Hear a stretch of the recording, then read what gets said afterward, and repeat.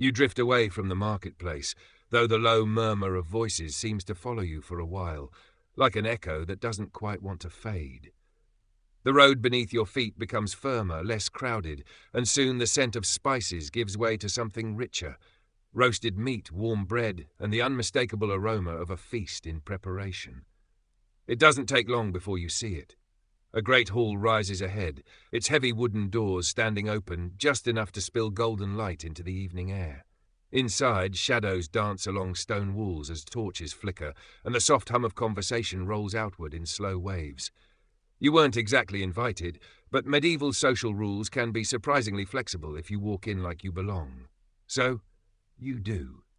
You step inside, trying not to look too impressed, even though everything feels just a little overwhelming.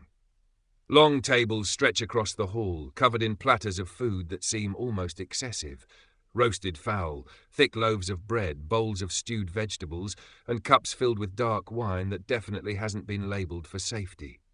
A servant brushes past you carrying a tray, moving with the kind of practiced speed that says, "I have done this 1,000 times, and I will do it 1,000 more." You briefly consider helping, then immediately decide you would probably trip and cause a small historical incident. At the far end of the hall, raised slightly above the rest, sits the lord of this place. Not a king, but important enough that everyone nearby is paying attention without trying to look like they are. His posture is relaxed, almost too relaxed, as if he's very comfortable being watched. You find a place along one of the benches, blending in among other guests: merchants, minor officials, perhaps a knight or two who look like they'd rather be anywhere else but are here for reasons involving duty and polite obligation. The feast unfolds slowly, almost ceremonially. Plates are passed, cups refilled, conversations begin and pause in gentle rhythms. Someone nearby is telling a story that involves a horse, a river, and what sounds like a deeply questionable decision. You don't catch all of it, but you get the sense it didn't end well for the horse. Light humour aside, this setting reflects a very real aspect of medieval life. Feasts weren't just about food. They were social events, political stages, opportunities to reinforce alliances and display wealth. Every detail, from the seating arrangement to the quality of the dishes, carried meaning, and sometimes so did what wasn't immediately visible. You notice a subtle shift in the atmosphere as the evening progresses. It's not obvious, not something you can point to directly, but a kind of quiet tension that moves beneath the surface like a slow current. A man across from you leans slightly toward his companion, speaking in a tone just low enough to be discreet, but not so low that it escapes notice entirely. Again, you find yourself conveniently close to someone having a very interesting conversation. You're beginning to suspect this might be your hidden talent. "The Lord hasn't been well," the man says, his voice steady but cautious. His companion raises an eyebrow. "He looks fine enough." "For now," comes the reply. You take a small sip from your cup, mostly to give yourself something to do while you listen. The wine is strong. Not in a refined, modern way, but in a "this could double as paint remover" kind of way. You keep your reaction subtle, barely. The conversation continues. There are whispers, it seems, that the Lord's recent illness was not entirely natural. That his sudden bouts of weakness, his brief absences from public view, might be linked to something more deliberate. Poison. It's a word that carries weight, even when spoken quietly. Now, poisoning in medieval times is both more and less common than people tend to imagine. On one hand, it wasn't the everyday occurrence that dramatic stories might suggest. On the other hand, it was a known method of dealing with rivals, subtle, difficult to trace, and in some cases, alarmingly effective. Certain substances, derived from plants, minerals, even improperly prepared foods, could cause illness or worse. Knowledge of these substances existed, though it was often limited and not always well understood. Which leads to a fascinating, slightly unsettling reality. Sometimes people were poisoned, and sometimes they just got very sick for entirely natural reasons, but everyone assumed the worst. Historians still debate many cases where rulers or nobles fell ill unexpectedly. Was it disease, contaminated food, or something more intentional? The records don't always give clear answers, and in a world without modern medical testing, certainty was rare. You glance toward the Lord again. He's laughing now, engaged in conversation, his expression open and at ease. If he is unwell, he hides it well, or perhaps the rumours are exaggerated. That happens too. Still, there's something about the way a servant approaches him, careful, almost cautious, as he sets down a fresh cup. The Lord pauses for just a moment before taking it, not enough to draw attention, but enough that you notice. And once you notice, it's hard to unnotice. You shift slightly on the bench, becoming more aware of the small details around you. Who serves which dish, who speaks to whom, who watches, even when they pretend not to. It's like a quiet game of observation, and you didn't realize you joined until now. A little further down the table, someone jokes about the food, suggesting, lightly, that it's so good it might be dangerous. A few people chuckle, the kind of polite laughter that acknowledges the humor without fully committing to it. Because jokes like that carry a hint of truth, or at least a shared understanding. Food safety in medieval times was, let's call it, an adventure. Preservation methods varied, cleanliness standards were inconsistent, and the line between edible and questionable could be surprisingly thin. So yes, people did get sick from meals. Quite often, actually. But the idea of intentional poisoning added another layer, a more personal one. You take another cautious sip of your drink, slightly smaller this time, and let your gaze wander again. One widely known historical example involves rulers who took elaborate precautions to avoid being poisoned. Some employed tasters, others stuck to very controlled diets, and a few became so suspicious that sharing a meal turned into a carefully managed ritual. It's not paranoia if you're a medieval noble with enemies, right? Just proactive dining. You notice now that the Lord's cup is refilled by the same servant each time. That could mean nothing. It probably means nothing. But in a setting like this, patterns start to feel significant. Across the hall, a musician begins to play softly, the notes drifting through the space like a gentle thread. The tension eases just a little, conversations picking up again, laughter becoming more natural. And yet, that earlier whisper lingers in your mind. What if there is something more to it? What if the Lord's illness, those brief disappearances, the careful way his drink is handled, what if it all connects? Or what if it's simply a story, shaped by curiosity and a touch of suspicion, growing slightly more dramatic with each retelling?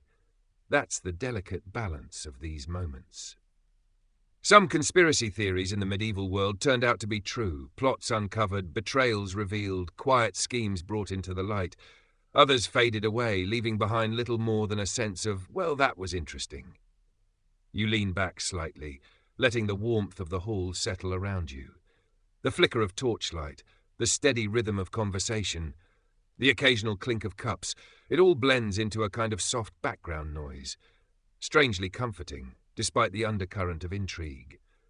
Because even here, in a place filled with status and subtle power plays, life continues in small, ordinary ways. People eat, talk, laugh, they share stories, both real and imagined, and somewhere between those stories the truth quietly waits. Not always obvious, not always dramatic, but present nonetheless. You close your eyes for just a moment, listening to the music, the voices, the gentle crackle of firelight. And you wonder, just briefly, whether the cup in the Lord's hand holds nothing more than wine, or something just a little more complicated. You leave the warmth of the great hall behind, though the memory of flickering torchlight and that slightly suspicious cup of wine lingers in your mind. The night air feels cooler now, softer, carrying with it the faint scent of damp stone and distant wood smoke. Your footsteps echo more clearly as you follow a narrow path leading away from the manor toward a quieter place, somewhere removed from feasts and whispered tensions.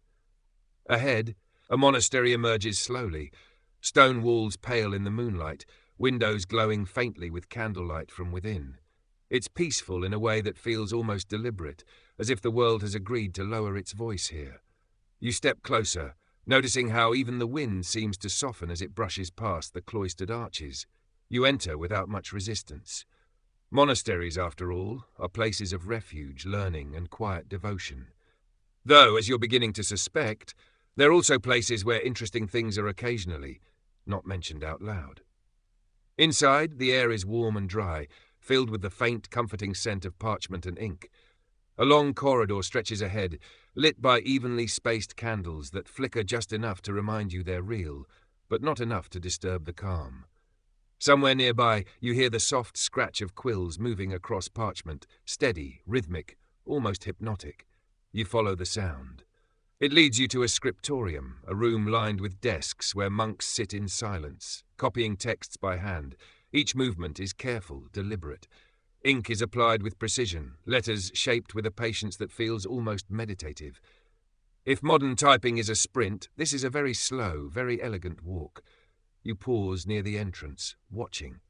This is one of the most well-known aspects of medieval monasteries. They were centres of learning and preservation. In an age before printing presses, books were rare and precious. Monks copied manuscripts to preserve knowledge, religious texts, philosophical works, scientific observations, and sometimes even stories that had travelled across generations. Without them, much of what we know about the ancient world might have been lost. But here's where things get gently interesting. Not every text was copied equally. Not every idea was shared openly. You notice a monk at a desk near the far wall. Unlike the others, who work steadily, he pauses now and then, glancing toward a small chest beside him. It's subtle, the kind of detail you might miss if you weren't already in the habit of noticing things. Naturally, you notice. You drift a little closer, careful not to disturb the quiet rhythm of the room. No one stops you. Or if they do notice you, they choose not to say anything. Medieval hospitality, calm, slightly mysterious, and occasionally selective. The monk opens the chest just a fraction, enough to slip a small manuscript inside. His movements are smooth, practiced. This is not the first time he's done this. You tilt your head slightly, curiosity gently nudging at your thoughts. What kind of text gets hidden in a place dedicated to preserving knowledge? The idea might sound surprising, but historians still debate the extent to which certain works were deliberately restricted or quietly set aside in medieval monasteries. While many monks were devoted to copying and sharing knowledge, they also operated within systems of belief and authority that shaped what was considered acceptable. Some texts, especially those containing unconventional ideas, foreign philosophies, or interpretations that didn't align neatly with established teachings, were treated with caution. Not always destroyed, not always forbidden outright, just set aside. You shift your weight, the soft scrape of your shoe against stone barely audible. The monk glances up for a moment, and your eyes almost meet. You give a small, polite nod, the universal signal for, "I am definitely not doing anything suspicious. Please continue." He nods back, equally polite, equally non-committal. A nearby shelf catches your attention. Rows of manuscripts, each carefully bound, labelled in neat script. You run your fingers lightly along the spines, not touching, just tracing the air near them, like you're appreciating them from a respectful distance. Some titles are familiar in tone, if not in exact wording. Religious treatises, collections of prayers, commentaries on earlier works. Others are more obscure, their titles hinting at topics that feel slightly broader. Astronomy, medicine, natural philosophy. It's easy to forget that medieval scholars were deeply curious about the world. They studied the movement of stars, the properties of plants, the structure of the human body, though sometimes with conclusions that would raise a modern eyebrow or two. You pause at one manuscript that's been left slightly ajar on a desk. The page is filled with careful illustrations, diagrams of plants, annotated with notes in the margins. Some of the sketches look surprisingly detailed. Others look like the artist may have been working from a very enthusiastic description rather than direct observation. Still, the effort is clear. And then, almost without thinking, your gaze drifts back to that small chest. There's something about it, a quiet gravity. You're not about to open it. This isn't that kind of story. And also you enjoy not being politely escorted out, but the idea lingers. What's inside? A controversial text, a translation from a distant culture. A theory that doesn't quite fit the accepted framework. Historians still debate specific examples of suppressed or restricted knowledge during this period. While the dramatic idea of forbidden books locked away in secret rooms is often exaggerated, there were certainly cases where certain ideas were discouraged, questioned, or carefully controlled. Sometimes for theological reasons, sometimes for political ones. and sometimes simply because they challenged the way people understood the world. You take a slow breath, letting the stillness of the scriptorium settle around you. The steady scratching of quills continues, uninterrupted. Outside, the night deepens, wrapping the monastery in a quiet embrace. A monk nearby adjusts a candle, the flame flickering briefly before steadying again. The light casts soft shadows across the pages, making the ink seem almost alive. It's calming, in a way that feels almost intentional. You sit down on a low bench along the wall, allowing yourself to simply observe. No urgency, no need to uncover every answer, just presence. And yet, even in this peaceful setting, there's that subtle undercurrent again, the sense that not everything is immediately visible. That behind the ordered rows of texts and the disciplined routine, there are layers, choices, decisions about what to preserve, what to share, and what to keep just slightly out of reach. You think back briefly to the market, to the whispered rumours about the Lord and his diverted supplies. Then to the great hall, the careful handling of that cup. Different places, different people, same quiet pattern. A world where information moves slowly, shaped by human hands, filtered through intention and belief. Some ideas rise to the surface, becoming accepted knowledge. Others drift just beneath, waiting. You glance once more toward the monk with the chest. He's returned to his work now, his expression calm, focused. If there is a secret, it rests easily beside him, as natural as the ink and parchment. Maybe that's the most interesting part. Secrets here aren't loud or dramatic. They don't announce themselves. They simply exist. You lean back slightly, resting your shoulders against the cool stone wall. The rhythm of the room, the soft light, the gentle repetition, it all begins to feel almost lulling. Like a quiet reminder that history isn't just made of grand events and bold declarations. It's also made of small choices, of things written and things not written, of knowledge shared freely and knowledge held just a little closer. Your eyes grow heavier, the flicker of candlelight softening at the edges, and somewhere in the quiet hum of the monastery, between the lines of carefully copied text and the silence of that small, closed chest, the story continues, one page at a time. You step back out into the night, the monastery's calm still clinging to you like a soft layer of dust you're not quite ready to shake off. The world feels quieter now, or maybe you're just noticing the quiet more. Either way, your path leads onward, this time towards something a little more structured, organized, and, depending on who you ask, possibly hiding a secret or two behind very well-pressed tunics. By the time dawn begins to stretch pale light across the horizon, you find yourself near a fortified complex. Thick stone walls, narrow windows, and a gate that looks like it takes its job very seriously. A banner flutters above, marked with a simple but recognizable symbol, a red cross. You've arrived among the Knights Templar. Now, even if you've never spent time wandering medieval Europe like this before, which, to be fair, is a very niche hobby, you've probably heard of them. The Templars were one of the most famous military orders of the medieval period, founded in the early 12th century to protect pilgrims travelling to the Holy Land. That's the official story. And it's true. At least it starts that way. You approach the gate, half expecting to be stopped, questioned, possibly handed a very long list of rules. Instead, after a brief glance from a guard who seems too tired to argue with anyone this early, you're allowed inside. Confidence really is doing a lot of heavy lifting for you on this journey. Inside, the atmosphere is different. Where the monastery was quiet and contemplative, this place feels disciplined, purposeful.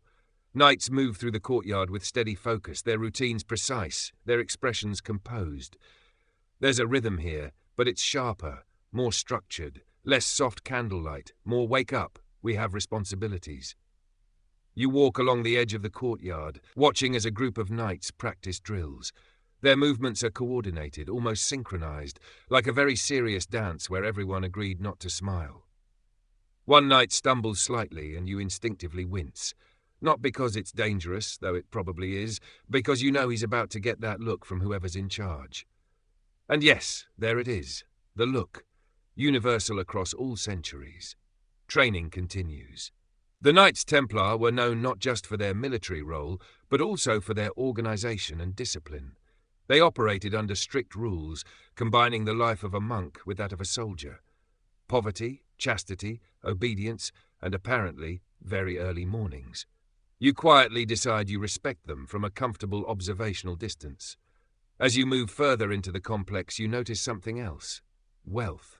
Not in the flashy, the feast-filled way of the great hall you visited earlier, but in subtler forms. Well-maintained buildings, supplies that seem plentiful, equipment that's in good condition. It's a reminder of another widely known fact. The Templars became incredibly wealthy and influential over time. Through donations, land ownership, and a surprisingly sophisticated system of financial transactions, they amassed resources that made them one of the most powerful organizations in medieval Europe. Yes, financial transactions. At one point, the Templars essentially developed an early form of banking. Pilgrims could deposit money in one location and withdraw it in another using coded letters as verification. It was secure, efficient, and honestly kind of ahead of its time. Medieval ATM, but with more robes. You pause near a stone archway where two men are speaking quietly. One wears the familiar Templar tunic, the other appears to be a visiting noble, judging by his clothing and the way he stands, like he's used to being listened to. Their conversation is low, but not completely out of reach. They say the Order knows more than it shares, the noble murmurs. The Templar gives a small, measured smile. People say many things. Not without reason. There it is again, that gentle edge of suspicion. You lean slightly against the wall, adopting your now well-practiced pose of person who is definitely just standing here for no particular reason. The noble continues, his tone curious rather than accusatory. He mentions rumors of hidden knowledge, secret rituals, perhaps even discoveries made during the Templars' time in the East. Stories that suggest the Order has access to information beyond what is publicly known. Now this is where things get particularly interesting. The Knights Templar have been the subject of countless conspiracy theories over the centuries. Hidden treasures, sacred relics, secret knowledge. It's a long list, and not all of it is grounded in historical fact. In fact, a lot of it isn't. But, and this is important, some elements of the suspicion surrounding them did have real foundations. Historians still debate the extent of the Templars' financial and political influence, especially in the years leading up to their dramatic downfall. Because while they were respected and powerful, they also became inconvenient. You glance around the courtyard again, taking in the order, the discipline, the quiet confidence. It's easy to see how an organization like this could attract both admiration and concern. The widely known historical event here is their sudden arrest in 1307. Ordered by Philip IV of France, Templars across the country were detained, accused of various charges, some serious, some questionable, many still debated today. The official reasons included heresy and misconduct. But many historians believe that politics and debt played a significant role. Philip IV of France owed the Templars a considerable amount of money. Removing them solved multiple problems at once. Convenient, isn't it? The noble lowers his voice further. Though you catch a fragment. Truth, eventually. The Templar doesn't respond immediately.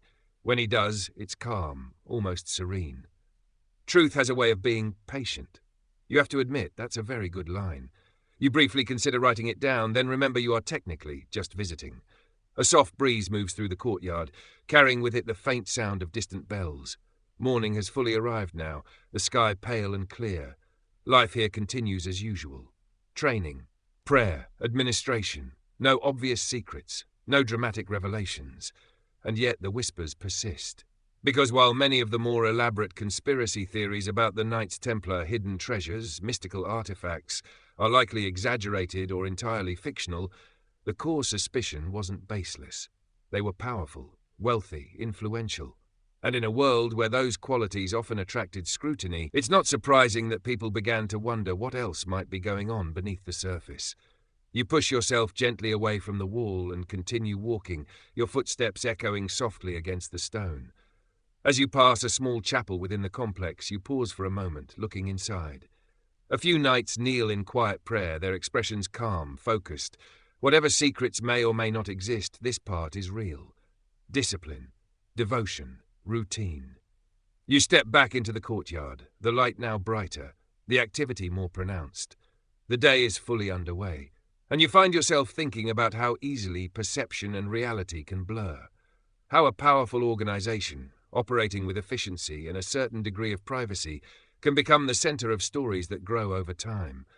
Some grounded in truth, others shaped by imagination. Historians still debate the details of the Templars' final years, the charges against them, the motivations behind their arrest, the extent of their influence.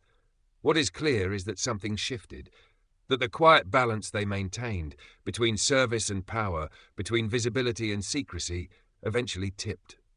You take one last look at the red cross banner as it moves gently in the morning breeze, a symbol of purpose, of order, and perhaps of questions that were never fully answered. You turn away, your path leading onward once again, because there are more whispers to follow, and each one, no matter how soft, carries the possibility of something just a little closer to the truth. You leave the ordered calm of the Templar courtyard behind, and the world shifts again, subtly at first, then all at once. The air grows heavier, quieter in a different way. Not peaceful like the monastery, not structured like the knights, but hushed, like a town holding its breath. As you approach the next settlement, you notice how still everything feels. Doors are closed, windows half covered. The usual sounds of daily life, laughter, bargaining, footsteps, are strangely absent, replaced by the occasional creak of wood or a distant cough that seems to echo farther than it should. You step into the street carefully, your pace slowing without you realizing it. This is a town touched by the Black Death now. This is one of the most well-known events in medieval history, the pandemic that swept through Europe in the 14th century, claiming millions of lives and reshaping societies in ways people at the time could barely comprehend. Entire communities were affected, routines disrupted, and the sense of normal life quietly unraveled. But you're not here for the dramatic version, you're here for the quieter side. The whispers. You move past a row of houses, noticing small details, a bucket left outside a door, untouched, a piece of cloth tied loosely to a handle, footprints that stop abruptly near a corner. Nothing alarming, just incomplete. Like someone paused in the middle of something and never quite returned. A woman passes you, her head lowered, carrying a bundle wrapped in cloth. She doesn't look up. Most people don't. You sit for a moment on a low stone ledge, letting your eyes adjust, your senses settle. Because even here, especially here, people talk. Not loudly, not openly, but quietly, carefully, as if the wrong word might carry more than just meaning. Two men stand a short distance away, speaking in low tones. You don't move closer this time. You've learned that stillness often brings the story to you. It didn't start naturally, one of them murmurs. The other shakes his head slightly, or so they say. You exhale softly. Here it is again, that familiar thread. Suspicion. Now, during the time of the Black Death, people didn't understand disease the way we do today. The concept of bacteria, of transmission through microscopic organisms, was unknown. So when illness spread rapidly and unpredictably, people looked for explanations within the framework they had. Sometimes those explanations were spiritual, divine punishment, tests of faith. Other times, they turned toward more human causes. Conspiracy theories began to form. Quiet ones at first, then louder. Some believed that certain groups were deliberately spreading the disease. Others suspected that wells had been poisoned, that travelers carried something more than goods, that unseen hands were guiding the spread. Historians still debate how these beliefs developed and spread, but it's clear that fear played a significant role. When faced with something invisible and devastating, the human mind looks for patterns, for intention, even where none exists. And yet, not everything was entirely misguided. You glance toward a well at the center of the square. It's covered, unused. There were cases where communities restricted access to water sources, fearing contamination. While their understanding of disease transmission wasn't accurate in a modern sense, they weren't entirely wrong to associate shared resources with the spread of illness. Close contact, shared environments, those do matter, just not in the way they imagined. A small, quiet irony of history. You stand again, walking slowly toward the edge of the square. A faded marking on a nearby door catches your eye. Not bold, not official-looking, but clearly intentional. A sign, perhaps, that something inside has changed. You don't linger. Instead, you follow a narrow path that leads past a small garden. The plants here are still tended, their leaves green, their shapes orderly. Someone is caring for them, life continuing gently, even in difficult moments.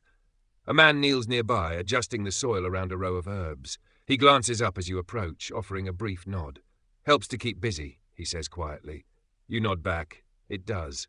Gardens were often used during this time, not just for food, but for remedies. People turned to herbs, mixtures, anything that might help. Some of it had mild benefits, soothing, calming. Some of it was more hopeful than effective. Still, the act itself mattered. Doing something. Anything. You crouch slightly, looking at the plants. Lavender. Sage. A few others you don't recognize but assume are doing their best. There are those who say it was planned, the man adds after a moment, his voice steady but distant. You glance at him. He shrugs lightly. "I don't know. I think sometimes things just happen." There's no drama in his tone, no urgency, just a quiet acceptance. And that, too, is part of the story. Because while conspiracy theories circulated during the Black Death, some harmful, some rooted in misunderstanding, there were also those who resisted them, who questioned, who observed, who simply continued their lives without assigning intention to every tragedy. Historians still debate specific reactions within different communities, why some places turn to suspicion and blame, while others lean toward cooperation and care. There's no single answer. You stand again, brushing your hands lightly against your clothing, even though they're not particularly dusty. It just feels like the right thing to do. As you walk further, the town slowly begins to open up again. A door creaks. A voice calls out softly. A child peeks from behind a curtain, then disappears with surprising speed, clearly trained in the ancient art of observe and retreat. You smile slightly. Even here, life adapts. You pass by a small chapel, its doors open just enough to reveal a handful of figures inside, seated quietly. No grand ceremony, just presence, a place to sit, to breathe, to be. You pause at the entrance, not stepping in, just listening. There's no whisper here, no rumour, just stillness. And it feels grounding. Because after all the speculation, all the quiet theories about what might be happening and why, there's something comforting in simply acknowledging what is. You take a slow breath, letting it out gently. The world during the Black Death was filled with uncertainty. People searched for answers in every direction, some finding patterns that weren't there, others noticing details that hinted at truths they couldn't fully understand. Conspiracy theories in this case were often a mix of fear, observation, and the natural human desire to make sense of the unknown. Some led to harmful conclusions. Some, quietly, pointed toward real connections, shared spaces, human contact, the ways illness moves through a population. Not fully understood, but not entirely imagined either. You step away from the chapel, the soft sounds fading behind you as you continue along the path leading out of the town. The air feels a little lighter now, not because everything is resolved, but because you've seen how people respond. Not just with fear, but with care, with routine, with small acts of continuation. And as you walk, the memory of the marketplace returns. Then the great hall, the monastery, the Templars, different places, different whispers, each one carrying a piece of something larger. You glance back once more at the quiet town, its streets slowly stirring, its rhythm returning in gentle, cautious steps, and you realize that even in moments of uncertainty, even when explanations are incomplete or misunderstood, the search for truth continues, softly, patiently, like a story that's still being told. You leave the quiet, cautious rhythm of the plague-stricken town behind, and for a while the road stretches gently ahead of you, lined with low hedges, scattered trees, and the occasional bird that seems far too relaxed for a medieval setting.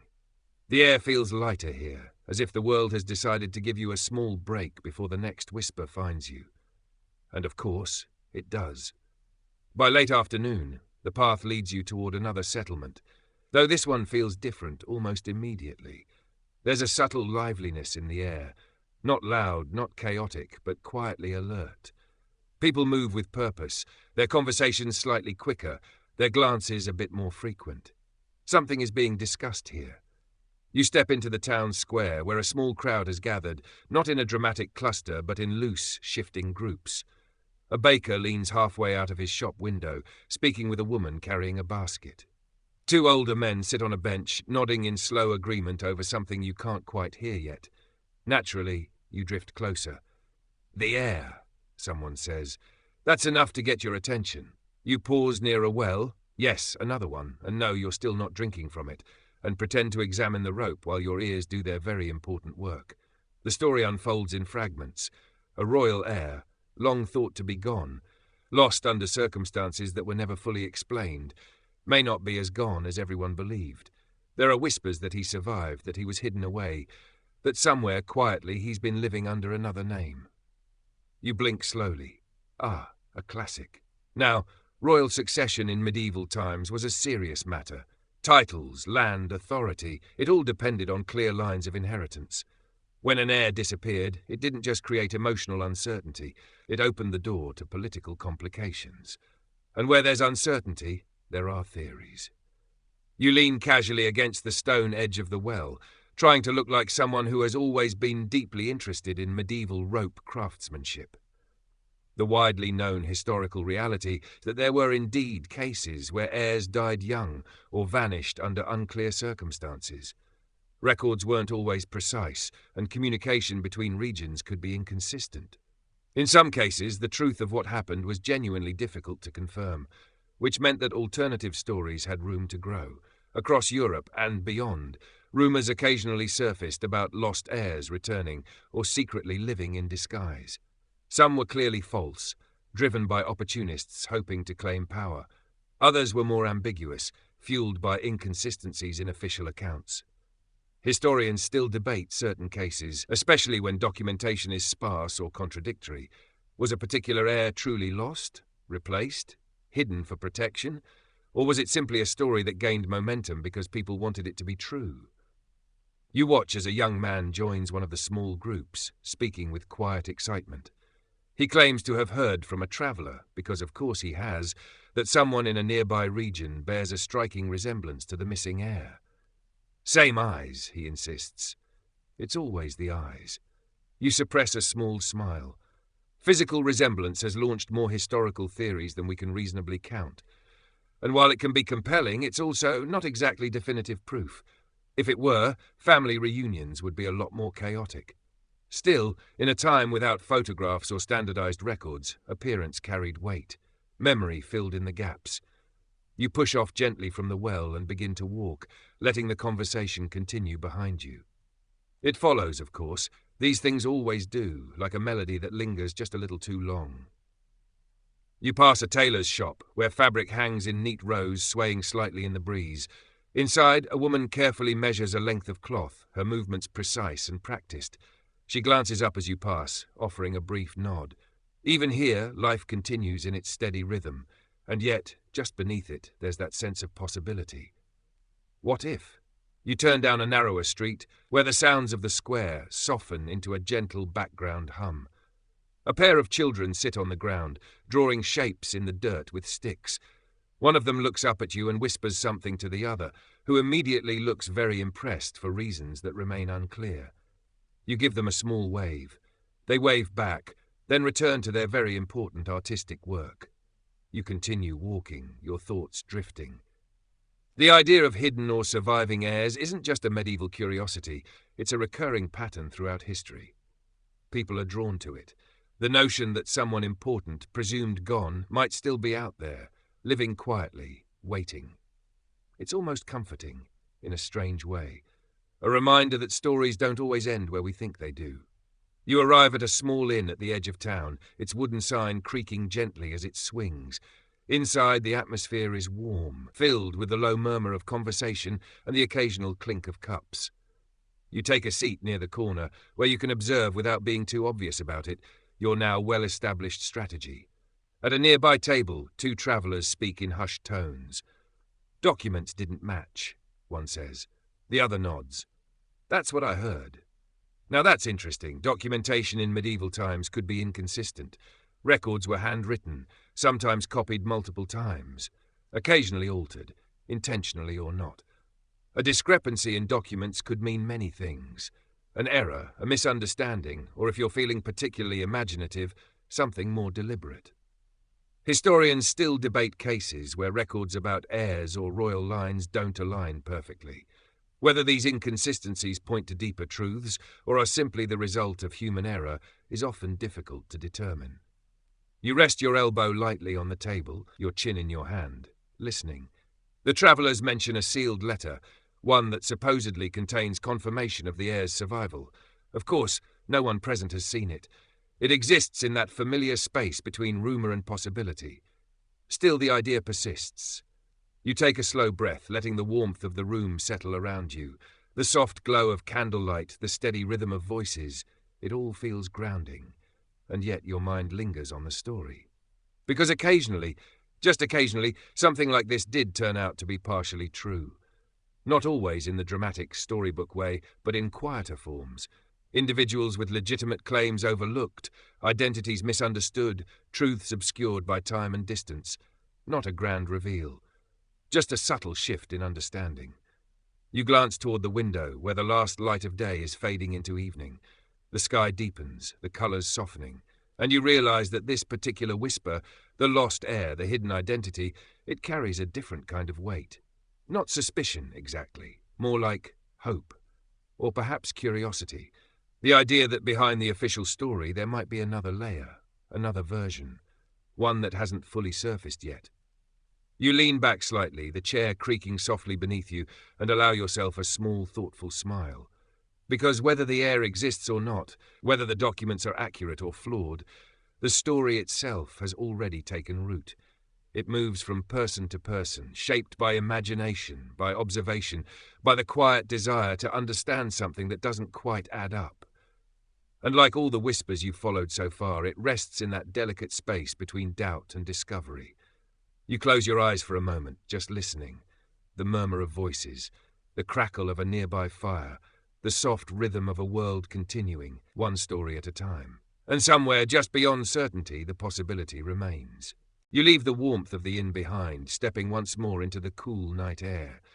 The sky above you is wide and quietly brilliant, scattered with stars that seem far more confident about their place in the universe than anyone you've met so far.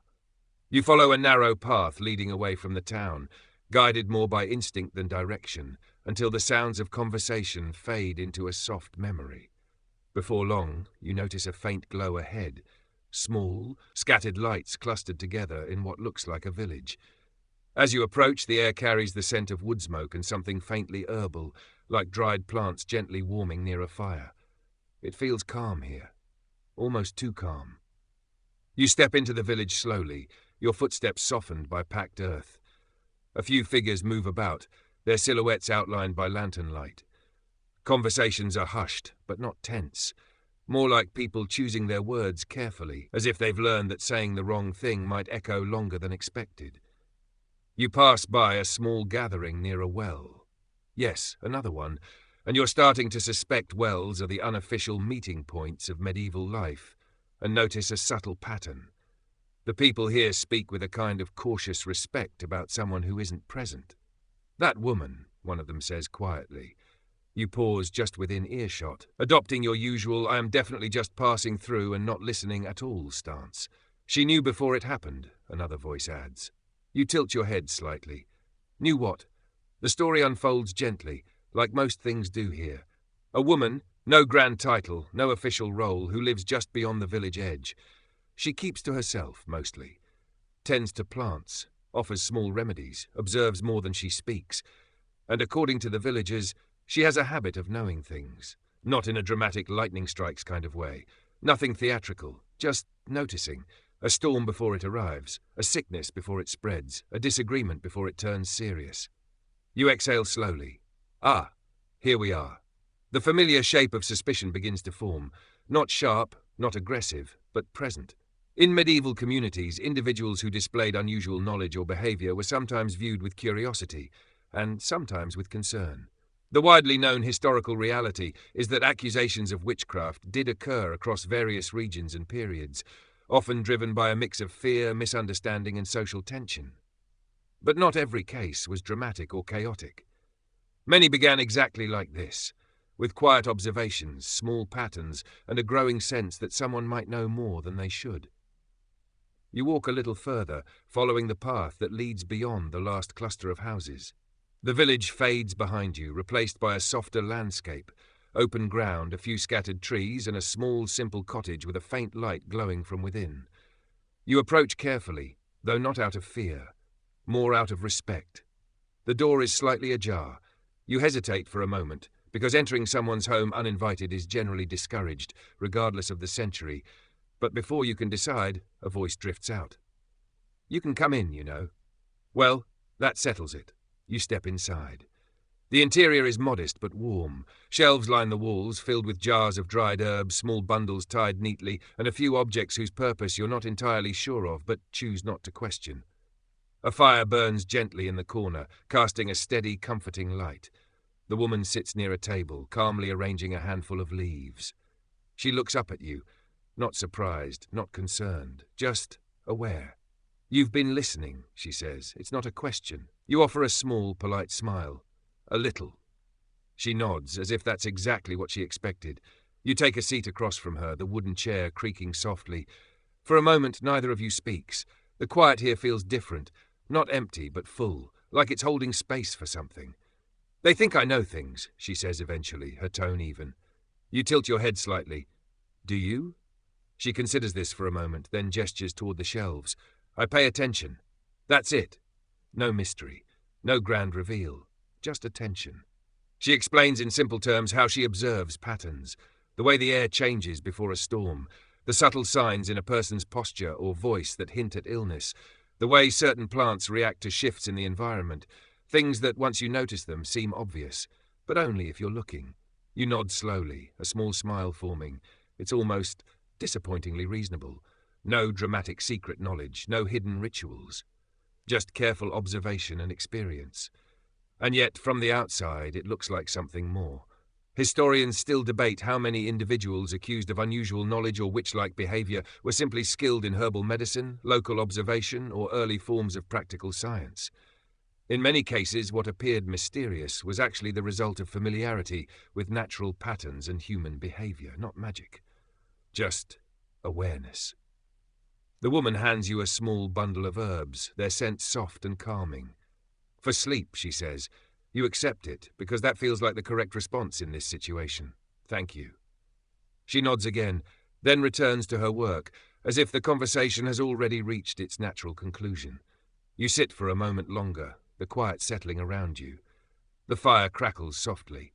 Outside, the night stretches on, calm and steady. There's a gentle humor in the situation. You came expecting something mysterious, perhaps even a little dramatic, and instead found someone who simply notices things more carefully than most. Honestly, it's a bit like discovering that the ancient secret technique is just drink water and get enough rest.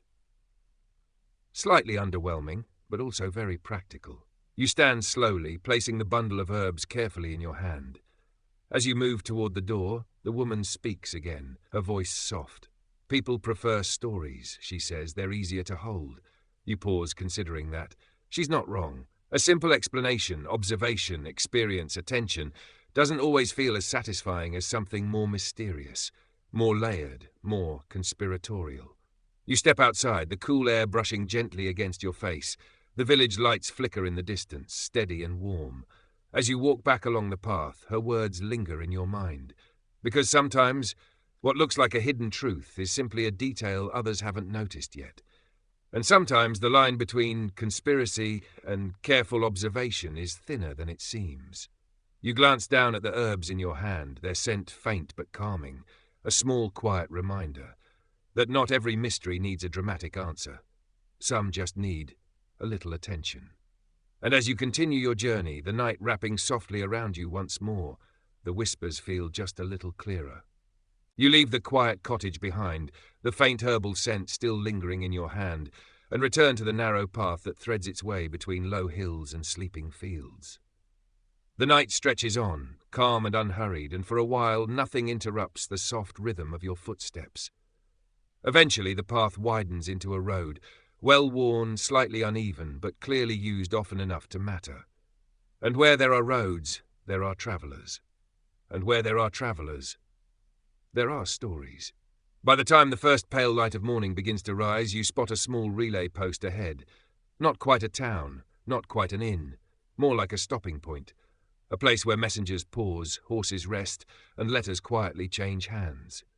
You approach slowly, already sensing that this place carries a different kind of whisper. Inside, the atmosphere is hushed but active, not tense, just focused. A few figures sit at rough wooden tables, heads bent over parchment. One man seals a letter with wax, pressing it carefully before setting it aside to cool. Another checks a small bundle of documents, tying them with practiced efficiency. You take a seat near the edge of the room, blending into the background once again. At this point, you could probably teach a class on how to look like you belong somewhere you absolutely don't. A messenger enters, dust on his boots, cloak slightly askew, and hands over a stack of letters. There's a brief exchange, quiet, efficient, and then the letters are sorted. You watch as one parchment catches your attention, not because it looks particularly important, but because of how it's handled. Carefully, a little too carefully. The man reading it pauses, his brow furrowing just slightly. Then, almost instinctively, he glances around before folding it again. You lean back, your curiosity gently waking up again. Letters in the medieval world were essential. They carried information across distances, political decisions, trade agreements, personal messages, but they also carried something else. Possibility.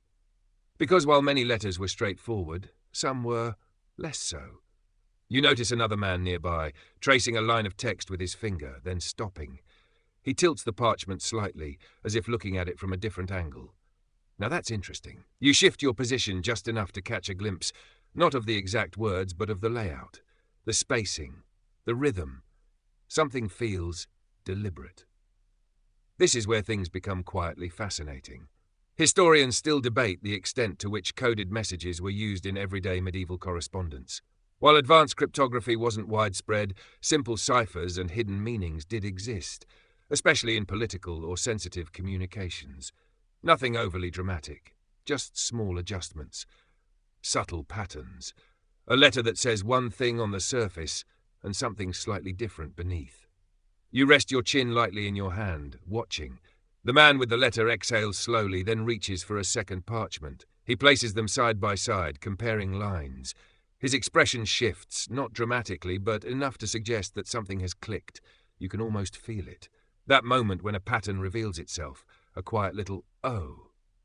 You resist the urge to lean closer, barely. Across the room, two messengers speak in low tones. Not meant for everyone, one says. The other nods. Of course not. There it is again. Not secrecy for the sake of mystery, but for practicality. Because in a world where messages pass through many hands, where letters travel long distances with no guarantee of privacy, it makes sense to adjust things, to add a layer. You glance back at the man studying the parchment. He now takes a small stylus and begins marking certain letters, lightly, almost invisibly unless you're looking for it. It's not random. It's a pattern. And once you see it, you can't unsee it. You smile slightly. It's like discovering that someone hid a message in plain sight using the medieval version of read every third word. Not exactly high-tech, but surprisingly effective if no one expects it. And honestly, given how chaotic communication could be, even a simple code might feel like cutting-edge innovation. You shift your gaze to a nearby shelf where completed letters are stacked neatly. Some are sealed, others still open. Each one carries a piece of information, a fragment of someone's intention. Most are probably ordinary, but a few might hold something more. Historians still debate how often such hidden messages were used outside of major political contexts. Were they rare, reserved for high-stakes situations, or more common than we assume, quietly woven into everyday correspondence? The evidence is mixed, which, as you've learned, is almost the default setting for history. You stand slowly, stretching just a little, and wander toward the doorway. The morning light has grown brighter now, casting soft shadows across the road. A fresh messenger prepares to depart, adjusting his satchel, checking his route. You watch as one of the letters, the one that seemed a little too carefully handled, is slipped into the bundle. Just another piece of parchment, just another message. Or maybe something slightly more layered. You step outside, the cool morning air brushing against your face. The road stretches ahead once again, quiet and open, and as you begin to walk, your thoughts drift, because there's something deeply human about this. the desire to communicate clearly, and the simultaneous need to protect certain details. To say something without saying it directly, to trust that the right person will understand. You glance down at your hand, still holding the small bundle of herbs from earlier. A quiet, simple gift. No hidden meaning there, probably. You smile to yourself, because after everything you've seen so far, the market whispers, the careful cup at the feast, the hidden manuscripts, the quiet observations, the possible lost heir, you're starting to understand the pattern. Not every conspiracy is grand. Not every secret is dramatic. Sometimes it's just a small adjustment. A letter written a certain way, a detail placed just so, a message waiting for the right eyes. You continue along the road, the steady rhythm of your steps returning, the world unfolding gently ahead. And somewhere behind you, in that quiet relay post, a letter begins its journey, carrying words that may mean one thing, and perhaps just a little more. You follow the road as it narrows again, the steady rhythm of your steps settling into something almost meditative. The morning has fully arrived now, though the light feels soft, filtered through a thin veil of mist that lingers low across the fields. It's the kind of quiet that doesn't feel empty, just paused. Ahead, the outline of a village begins to take shape. At first, it looks ordinary. A few rooftops, a small cluster of buildings, the faint suggestion of a central square. But as you draw closer, something feels slightly off.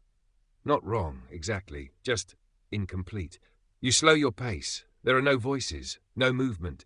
Even the birds seem to have decided this is not their usual stop. You step carefully past the first row of houses, your footsteps sounding louder than expected against the stillness.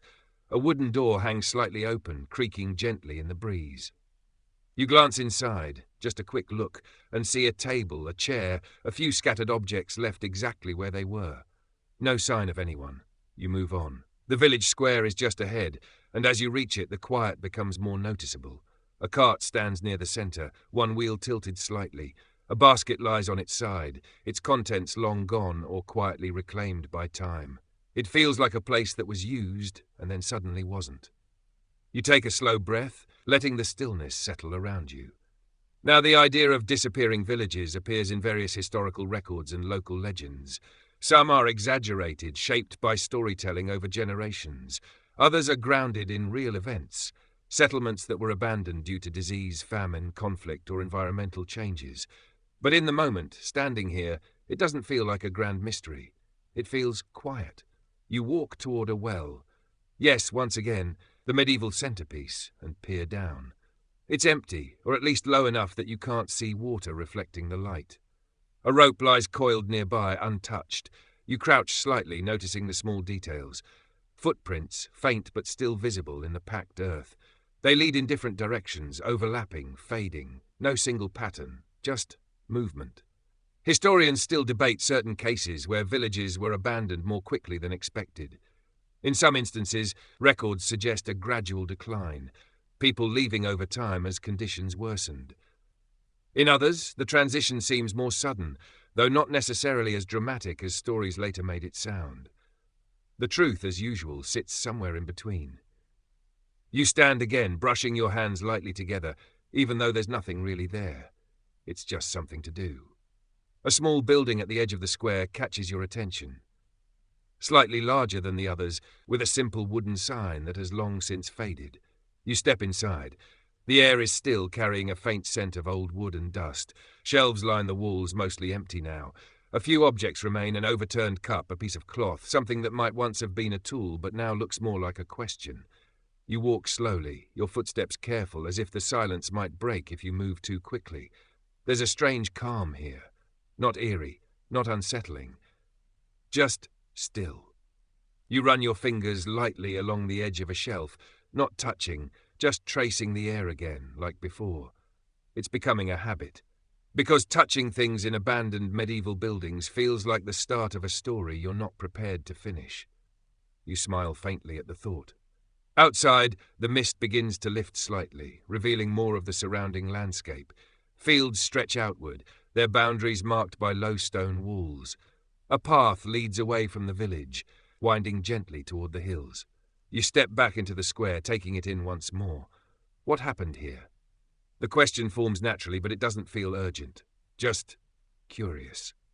One widely known historical reality is that many medieval villages were abandoned over time due to shifting economic conditions. Trade routes changed, soil quality declined, water sources became unreliable. Sometimes people simply moved to more favorable locations. No dramatic exit required. But occasionally the stories suggest something else. Departures that felt quicker, less explained, leaving behind just enough evidence to spark curiosity. Historians still debate how sudden some of these abandonments truly were. Records might be incomplete or written after the fact, shaped by memory rather than direct observation. Which means that places like this, quiet, empty, holding on to their last moment of use, invite interpretation.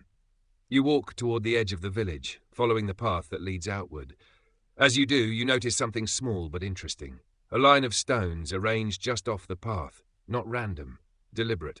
You pause, studying them. Markers, perhaps, or simply a boundary, or maybe something else entirely. You consider briefly the idea that this village might have been left behind with intention, not in a rushed panic, but in a quiet, collective decision to move. To begin again elsewhere. It's a calmer thought, less dramatic, more human, and honestly, more likely. Still, the absence remains. You take a few more steps, then turn back for one last look. The village sits quietly in the morning light, its shapes clearer now as the mist continues to fade. It doesn't feel abandoned in a tragic sense, just finished. Like a chapter that ended without needing a dramatic final sentence. You exhale slowly, the air cool and steady. Because sometimes, what appears to be a mystery is simply the result of incomplete information. Gaps in the record, details that didn't carry forward. And into those gaps, stories grow. Some imaginative, some grounded. Some just gentle attempts to understand why a place like this would be left behind. You turn again and continue along the path, your steps light, your thoughts drifting. The road ahead curves softly, disappearing behind a low hill. The world feels open again, less confined, less defined, and as you walk you carry with you the quiet image of that village, not as a puzzle to solve, but as a reminder that not every unanswered question needs a dramatic explanation. Sometimes the silence itself is part of the story, and in that silence the past rests patiently, waiting for someone to simply notice. You leave the quiet village behind, its stillness lingering gently in your thoughts, and follow the path as it curves toward a low rise. The land here feels softer somehow, the air warmer, carrying a faint metallic scent you can't quite place at first. As you crest the hill, you see it, a small workshop nestled against the slope, its chimney releasing a thin, steady stream of smoke into the morning sky. There's movement here, subtle but present. You approach slowly, hearing the soft clink of glass, the occasional scrape of metal, and a low murmur of someone speaking to themselves in a tone that suggests deep concentration, or perhaps a very polite argument with an inanimate object. You step inside. The space is dim but alive with detail. Shelves are crowded with jars of various shapes and sizes, filled with powders, liquids, and things that look like they might have once been plants, but are now committed to a more experimental lifestyle. A table at the center holds an assortment of tools, glass vessels, small burners, pieces of parchment covered in notes that spiral in directions you're not entirely sure are intentional. An alchemist looks up as you enter. He blinks once, as if deciding whether you're real, then nods slightly and returns to his work. Apparently, unexpected visitors are just part of the routine here. You take a careful step forward, resisting the urge to touch anything. This feels like a place where touching the wrong thing might result in learning something very quickly. Alchemy, in the medieval world, was a curious blend of philosophy, early chemistry, and a strong belief that transformation, both physical and spiritual, was possible through careful study. The most famous goal, of course, was the idea of turning base metals into gold, which, to be fair, sounds ambitious. But beyond that, alchemists were also interested in medicine, in understanding the properties of materials, in experimenting with substances in ways that sometimes led to surprisingly practical discoveries. You watch as the alchemist adjusts a small flame beneath a glass vessel. A liquid inside shifts slightly, changing color in a way that feels almost deliberate. He leans closer, observing. "Timing," he murmurs. You nod, even though he's not looking at you. Timing is important, universally. You glance at the parchment on the table. The notes are dense, filled with symbols, sketches, and annotations that seem to loop back on themselves. It's not entirely unreadable, it's just layered. Like someone decided that straightforward writing was a little too mainstream. Historians still debate the extent to which alchemical texts were intentionally obscured. Some believe the complex symbols and coded language were used to protect knowledge, ensuring that only those who understood the system could access the full meaning. Others suggest it was simply a reflection of how alchemists thought, blending metaphor, philosophy, and observation into a single, intricate framework. Either way, it results in a writing style that feels like a puzzle. You notice a small notebook set slightly apart from the others. Unlike the larger parchments, this one is simpler, its pages filled with shorter entries. Observations, perhaps, notes from experiments. You lean just enough to catch a glimpse, not reading fully, just observing the structure.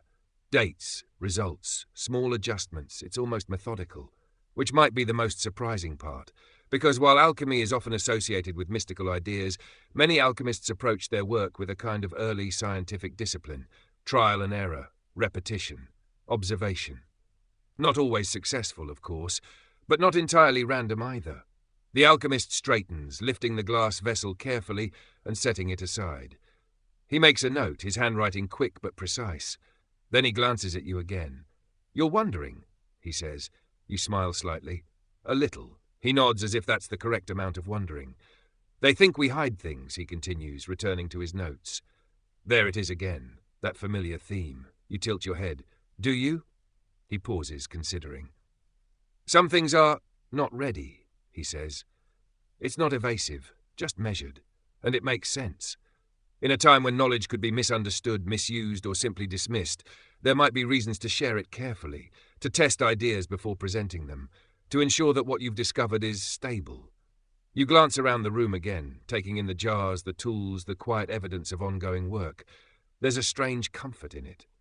The idea that someone is here, patiently experimenting, trying to understand the world in their own way, even if that understanding involves a few creative interpretations.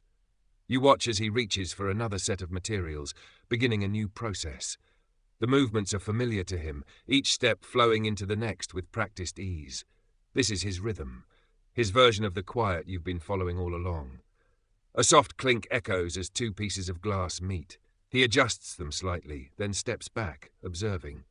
You can't help but think of the coded letters from earlier. The hidden manuscripts. The careful observations of the woman in the village.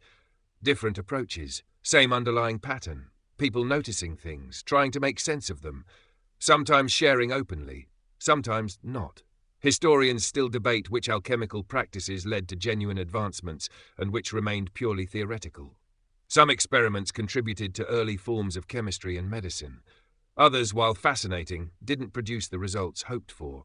But even in those cases, the process itself mattered, because it reflected a desire to explore, to question, to look beyond the obvious. You step back slightly, giving the alchemist space as he continues his work.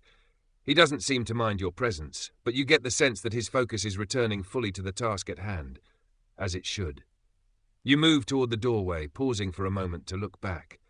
The room glows softly in the morning light, the glass vessels catching and bending it in small, subtle ways. The shelves, the notes, the quiet movement, it all feels contained, purposeful, not mysterious in a dramatic sense, just thoughtful. You step outside, the fresh air greeting you again. The metallic scent is clearer now, mixed with the faint sweetness of whatever plants grow nearby. You take a slow breath, because what you've seen here isn't a hidden conspiracy in the traditional sense. It's something quieter, the careful development of ideas, the decision to share knowledge at the right time, in the right way, or sometimes to keep it just a little longer. You glance down the path ahead, where it winds gently between fields and low hills, and as you begin to walk again, the steady rhythm returning, you carry with you another piece of the pattern. That behind many so-called mysteries, there are simply people working, observing, experimenting, trying to understand a world that doesn't always explain itself clearly. And sometimes, in that process, they discover something that others aren't quite ready to see yet. You leave the quiet clinking of glass and careful measurements behind, stepping once more onto the winding path as it leads you towards something older, grander, though not necessarily louder.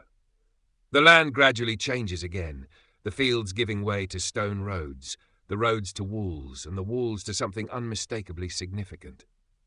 Ahead, rising with quiet authority, are the layered buildings and domes of a great religious centre. You enter slowly, almost instinctively lowering your footsteps, as if the place itself has asked for a softer presence. The air is cooler here, shaded by tall structures that filter the sunlight into gentle, shifting patterns across the stone ground. This is a place of influence. Not in the dramatic, commanding sense, but in the quiet, steady way decisions ripple outward. You pass through an archway into a wide courtyard. A few figures move through the space, cloaked, composed, speaking in low tones that barely carry beyond their immediate circle. There is no rush here, no raised voices, just intention. You walk along the edge, noticing how everything feels measured. Even the silence seems organized.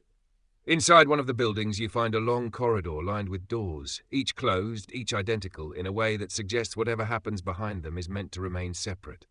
Private. You move slowly, your footsteps softened by a worn carpet that has clearly seen many years of quiet passage. Somewhere in the distance, a voice speaks, not loudly, but with a tone that carries just enough authority to be noticed. You follow the sound.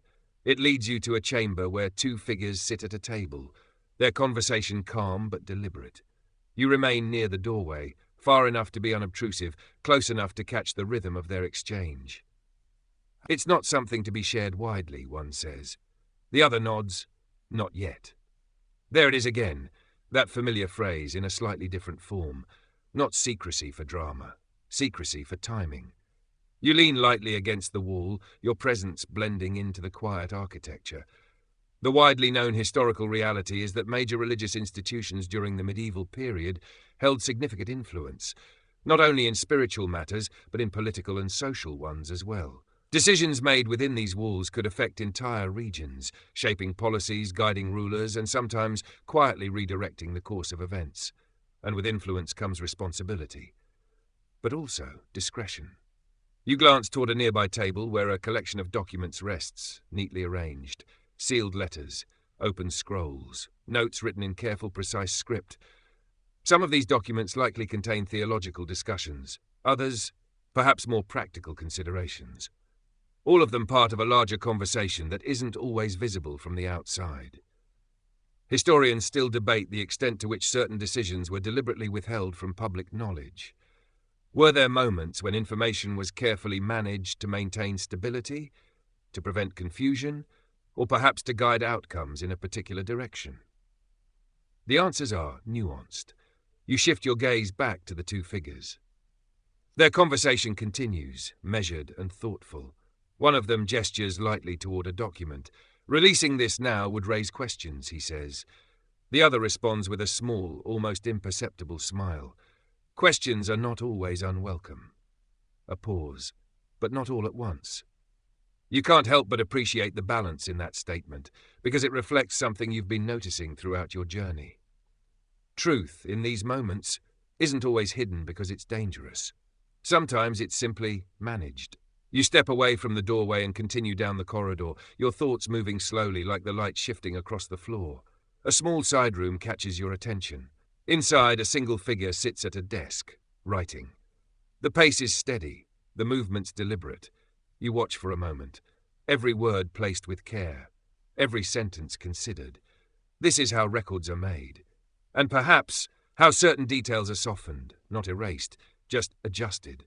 You smile faintly, because even in a place dedicated to preserving truth, there is still the human element, interpretation, perspective, choice. The writer pauses, lifting the quill slightly as if considering the next line. You imagine the thought process, what to include, what to leave out, what to phrase in a way that guides understanding without stating everything directly. It's not deception, it's curation. Historians still debate how much of the historical record reflects deliberate choices versus simple limitations of the time. Were certain events underreported? Were some perspectives emphasized over others? The evidence suggests a bit of both. You step back into the corridor, the quiet wrapping around you once more. There's a calmness here that feels different from the other places you've visited. Less about observation, more about decision. About shaping narratives. You pass a window, the light spilling in softly, illuminating dust particles that drift lazily in the air. For a moment, everything feels suspended, timeless. You think back to the earlier whispers, the diverted supplies, the careful cup, the hidden manuscripts, the coded letters, each one a piece of a larger pattern. And here, in this place of quiet authority, those pieces begin to feel connected. Not in a dramatic, everything is secretly controlled kind of way, but in a softer sense. That information flows through people, that it's shaped, guided, sometimes held back, not always for the reasons we might expect. You reach the end of the corridor and step out into another courtyard, smaller, more enclosed. A fountain sits at the center, its water moving gently, creating a soft, continuous sound that feels almost like a breath.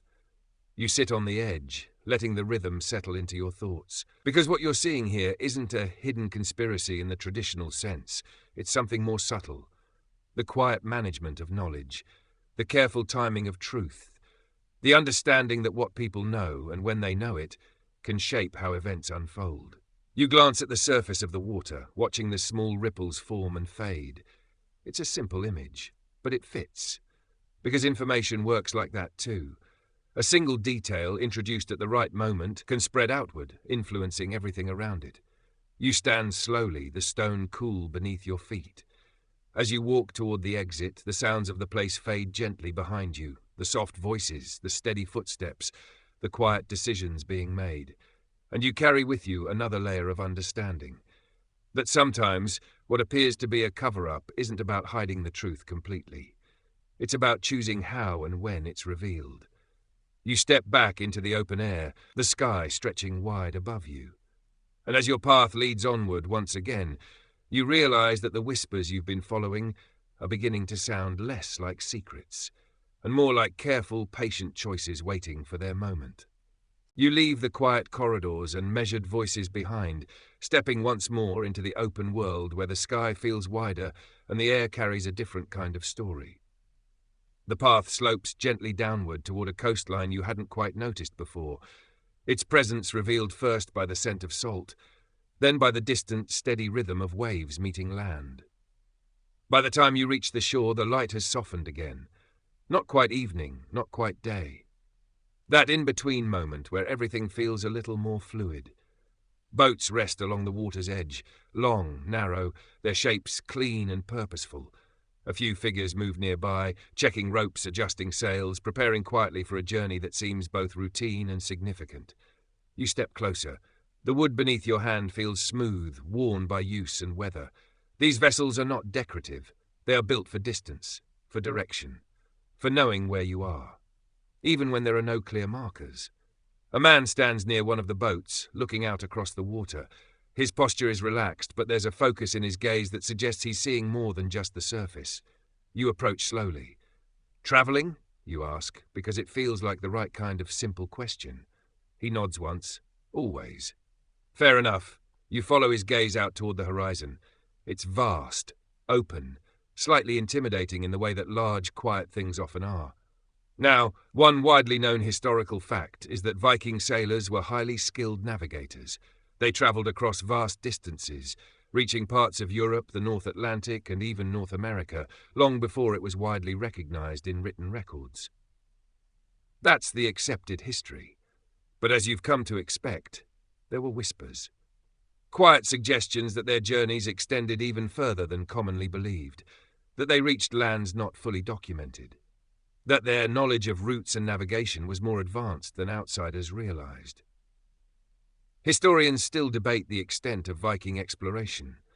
Archaeological evidence has confirmed some journeys that were once considered unlikely, like their presence in North America.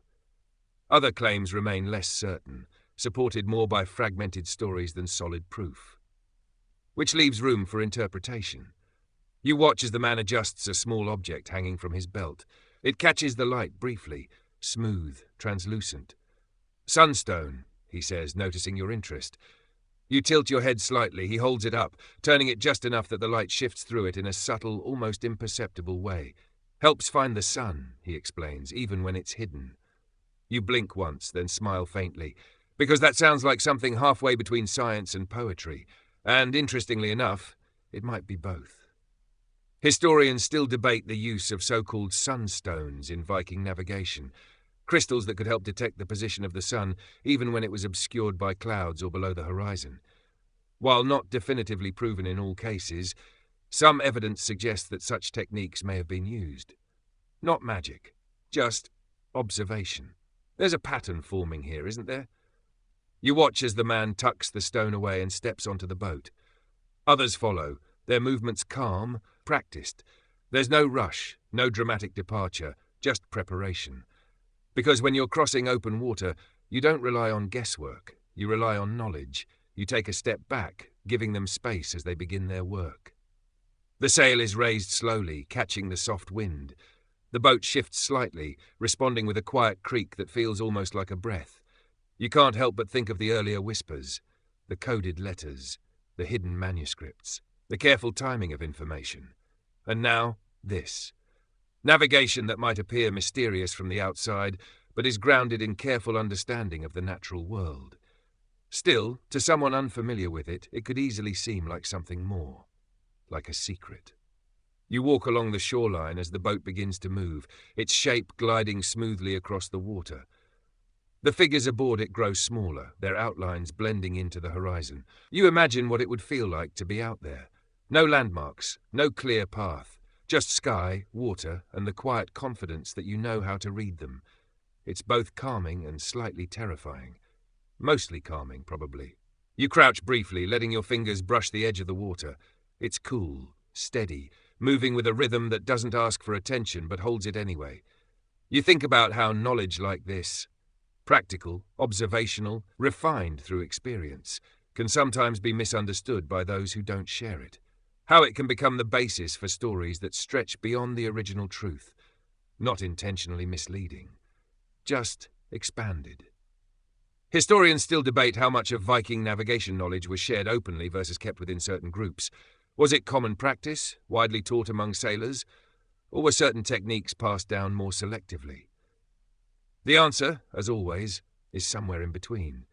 You stand again, brushing your hands lightly together, watching as the boat becomes a distant shape against the horizon, and you realize something.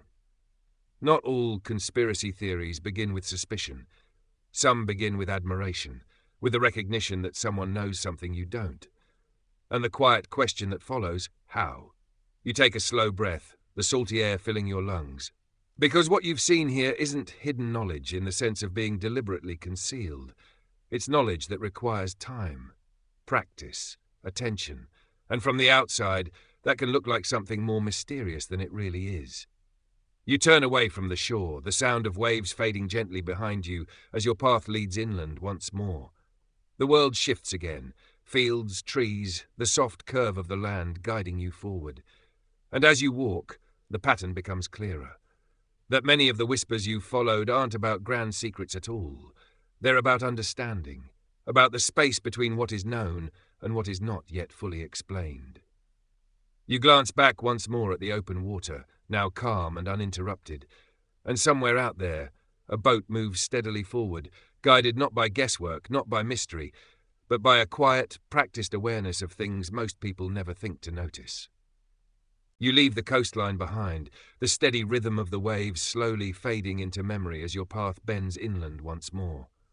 The air grows drier, warmer, carrying the faint scent of wood and something else, something sharper, like ash that has long since settled but never fully disappeared.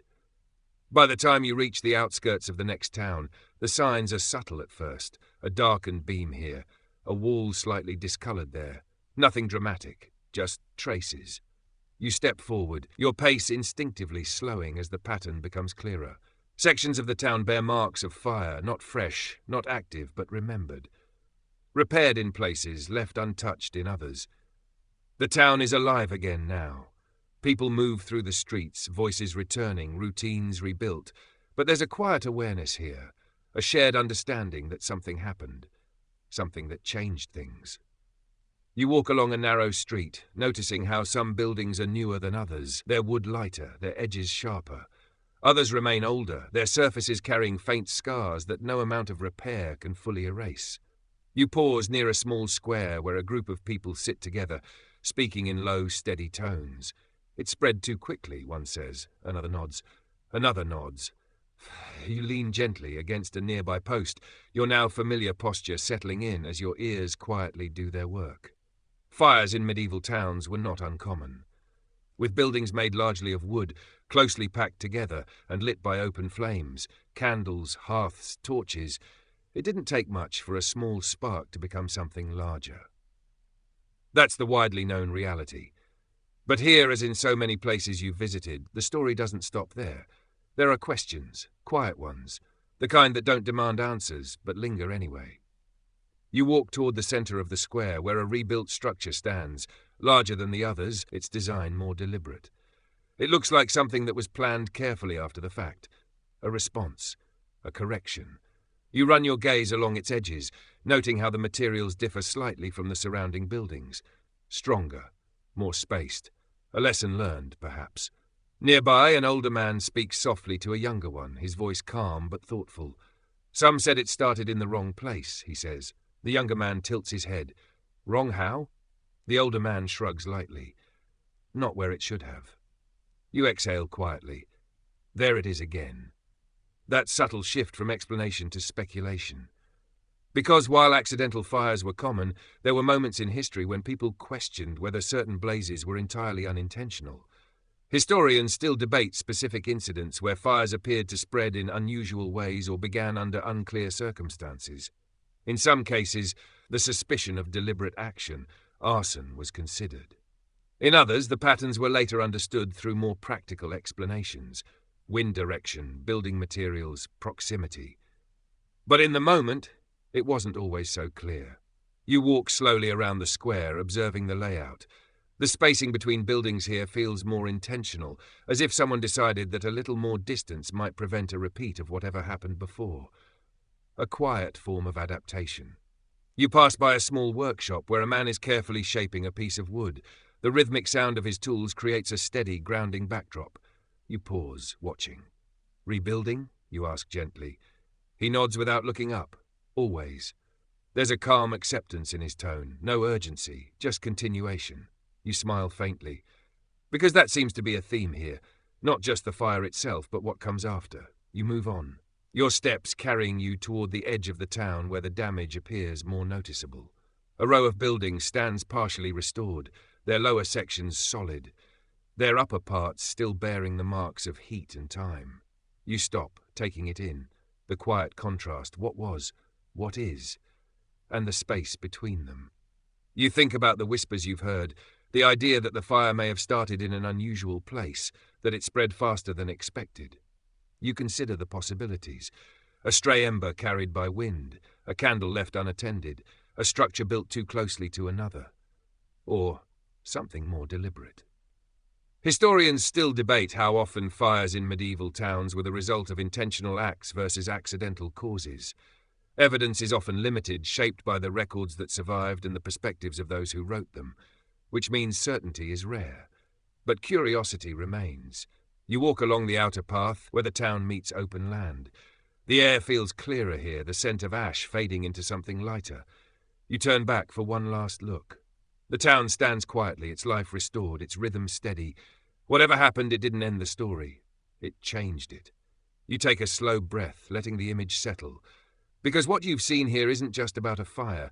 It's about how people respond to uncertainty. How they observe, question, adapt. How they build again, even when the cause isn't fully understood. You glance down at your hands, remembering the herbs, the letters, the small details you've carried from place to place. Each one a piece of something larger. Each one a reminder that behind every event, no matter how seemingly straightforward, there are layers, perspectives, possibilities.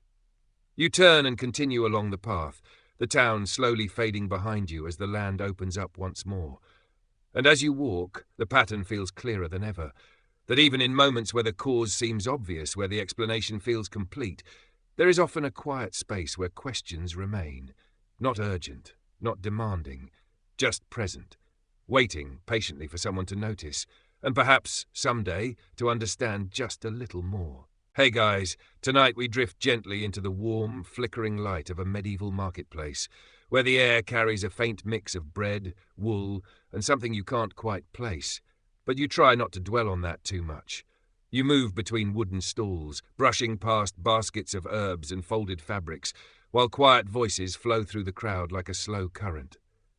It feels almost calm, until you notice that nearly every conversation holds a trace of suspicion, a hint of something hidden just beneath the surface. Honestly, you probably wouldn't make it through a full day here without accidentally offending someone, believing the wrong rumor, or eating something you definitely shouldn't. So before you settle in, take a moment to like the video and subscribe, but only if you truly enjoy what I create here, and feel free to leave a comment sharing where you're listening from and what time it is for you right now. Now, dim the lights, maybe switch on a fan for that soft background hum, and let's gently step into tonight's journey together. You walk carefully over uneven ground, your footsteps softened by straw spread out to manage the mud. Nearby, a merchant is weighing spices, pepper, cinnamon, items so valuable they might as well be gold. In a sense, they are. Trade routes stretch across vast distances, linking lands you've never seen, carrying goods and stories. That's where it starts. Not with a grand proclamation or royal command, but with a story, a quiet one, passed from person to person. You pause beside a stall where two traders lean in close, speaking just softly enough to draw your curiosity. One glances over his shoulder before continuing, which usually means something interesting, or at least slightly dramatic, is about to be shared. He mentions a lord from a nearby region, powerful, wealthy, respected, and apparently, not entirely, honest. You pretend to inspect a bundle of dried herbs because listening in is much easier when you look occupied. A bit of medieval multitasking. The rumor is simple, almost suspiciously so. The Lord has been secretly redirecting funds meant for the crown. Not just a few coins, but entire shipments. Supplies intended for the king's campaigns, quietly diverted and sold. At first, it sounds like the kind of gossip people always create about the wealthy and powerful. Every era has its version of that person must be hiding something, and medieval Europe is no different.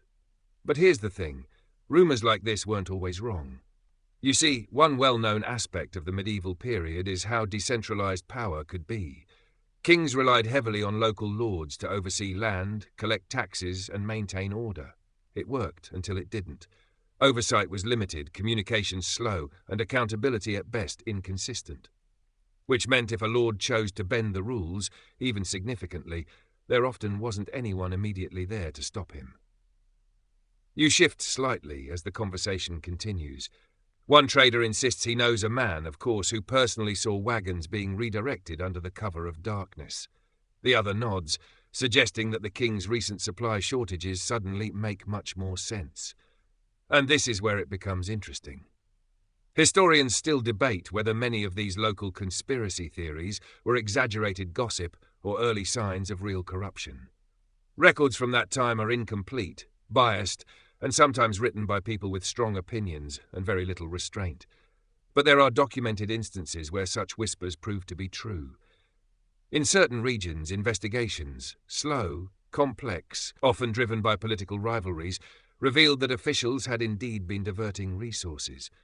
Not always dramatically, not always in ways that made compelling stories, but enough to confirm that the system had flaws. Quiet ones. The kind you only notice if you pay close attention. You continue wandering, letting the murmur of the marketplace settle around you like a soft layer of sound. A child runs past laughing, chased by a dog that seems far too proud of itself for no clear reason. Nearby, a woman negotiates the price of eggs with the intensity of someone settling a diplomatic agreement. Life continues. It always does. But beneath it, there's a steady undercurrent of suspicion. Not panic, not quite fear, just awareness. People here understand that things aren't always what they seem, that power can be misused, that even quiet stories can carry a fragment of truth. You stop at a stall displaying small wooden carvings, simple figures shaped with care. The merchant smiles at you a little too eagerly, as if deciding whether you're worth his effort. "Fine work," he says, holding one up. You nod, partly because it does look well made, and partly because it feels polite. A simple medieval etiquette tip: when uncertain, nod thoughtfully. As he continues speaking, he casually mentions that business has been slower, fewer goods arriving, prices increasing. People are beginning to notice, and suddenly that earlier rumour feels closer.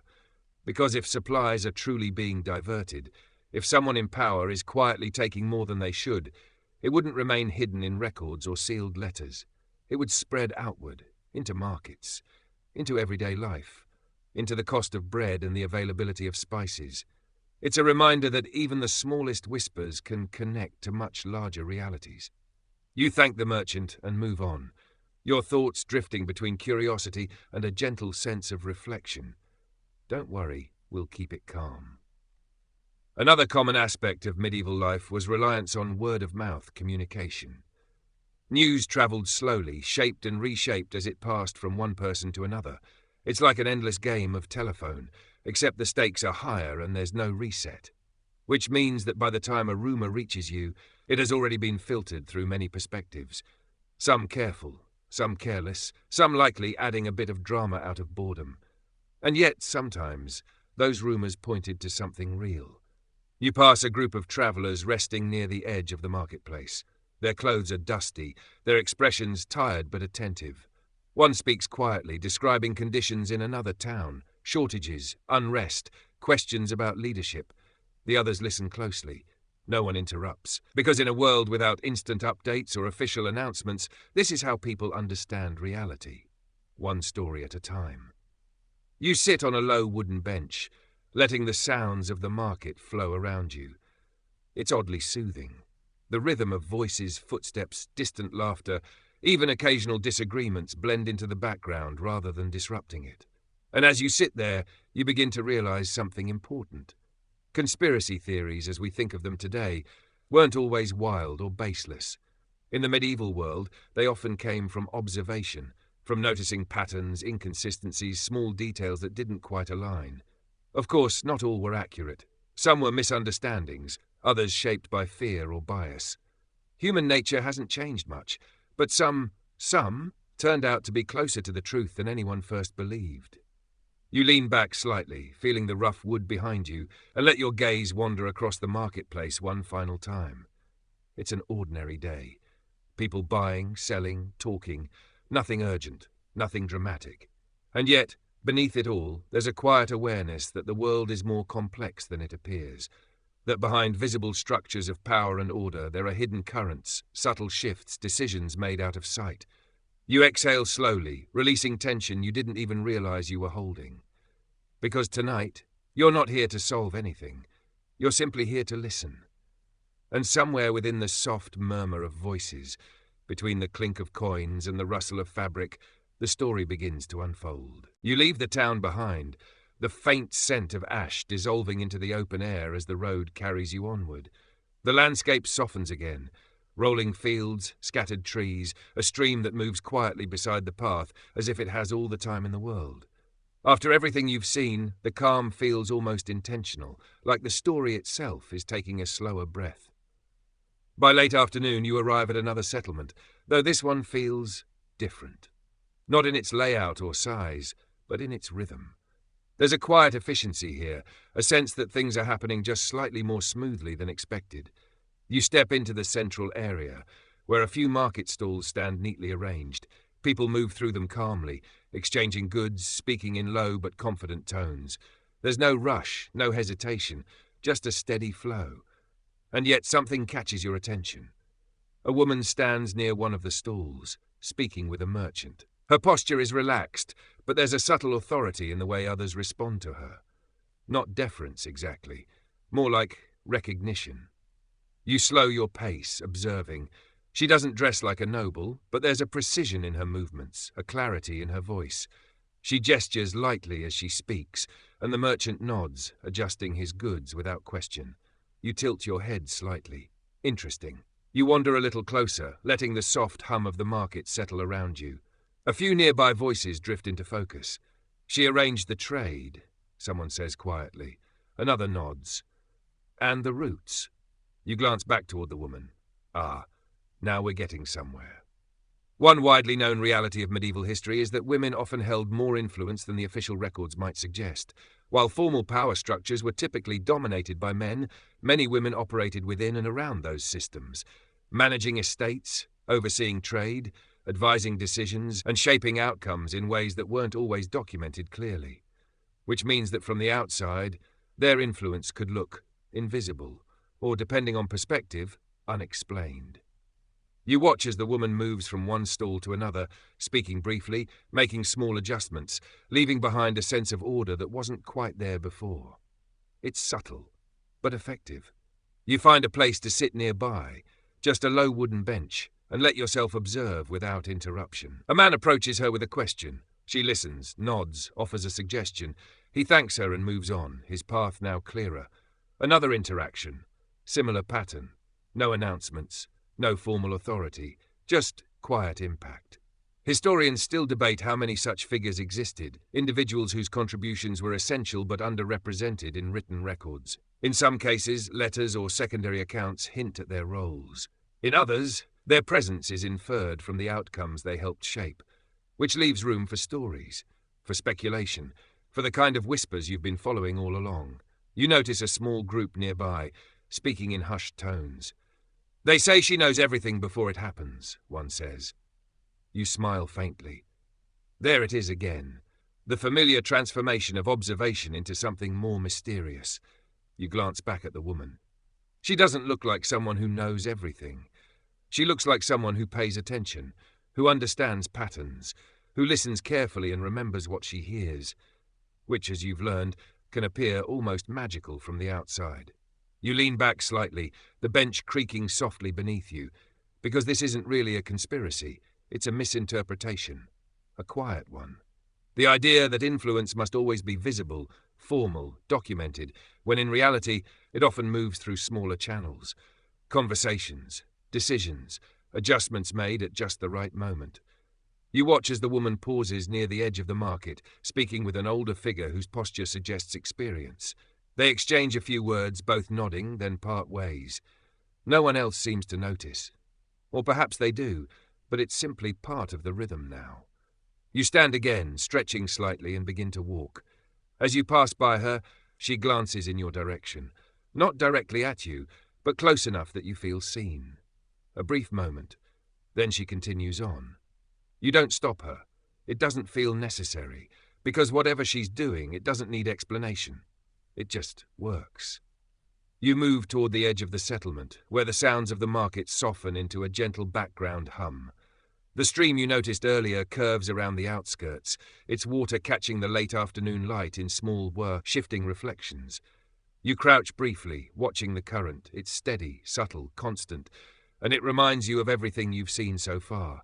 The whispers in the market, the careful cup at the feast, the hidden manuscripts, the coded letters, the quiet observations, the possible heir, the abandoned village, the alchemist's notes, the measured decisions, the distant navigation, the fire and its aftermath, each one a thread. And here, in this place, you see how those threads can come together, not in a dramatic reveal, but in a quiet understanding. That influence, like information, doesn't always announce itself. It moves gently, through people who notice, who listen, who act without needing recognition. You stand again, the soft sound of the stream following you as you return to the path, and as you walk, the light begins to fade, the sky shifting into softer tones. Evening is coming, and with it, a sense that the journey is nearing its quiet conclusion. But not quite yet, because there's still one more piece, one more moment where all these whispers, all these almost truths come together, not in a single answer, but in something softer, something that lingers. You take a slow breath, your steps unhurried, your thoughts calm, and as the path leads you forward, you carry with you the quiet realization that sometimes the most powerful stories are the ones that were never fully told. You continue along the path, the last light of evening stretching gently across the land, softening every edge it touches. The air cools just enough to feel comforting, and the world seems to settle into a slower rhythm, as if everything you've seen is quietly finding its place. There's no grand destination waiting for you now. No towering structure, no gathering crowd, no final revelation. Just the road.